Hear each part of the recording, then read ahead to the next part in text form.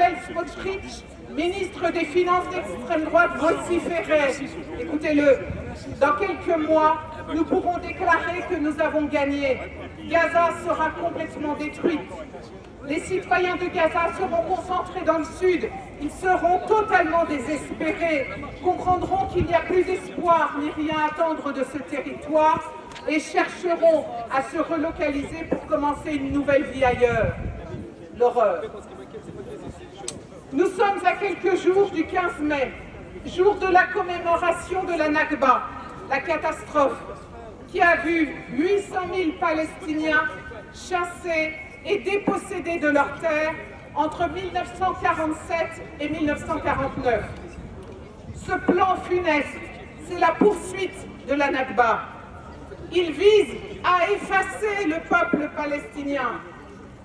C'est un plan qui piétine le droit international, le droit humanitaire, les conventions de Genève et la convention contre les génocides.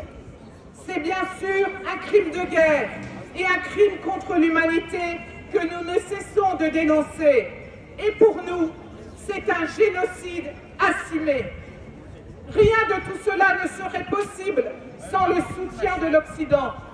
Car pendant que meurent les enfants palestiniens, pendant qu'une autre forme de nettoyage ethnique se déroule en Cisjordanie, les gouvernements de France et de l'Europe ferment les yeux. Aucun État européen n'a pris une seule mesure concrète contre Israël. 40 résolutions ont été adoptées par le Parlement européen à propos de la guerre en Ukraine et aucune, zéro, pour dénoncer les crimes de guerre à Gaza.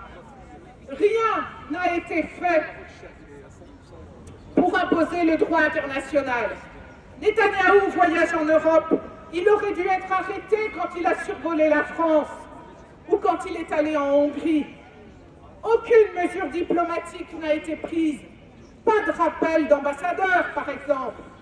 Aucune sanction économique n'a été décrétée, comme cela a été le cas pour la Russie. On laisse se produire les partisans d'Israël en conférence, en concert, en spectacle. Complicité de génocide.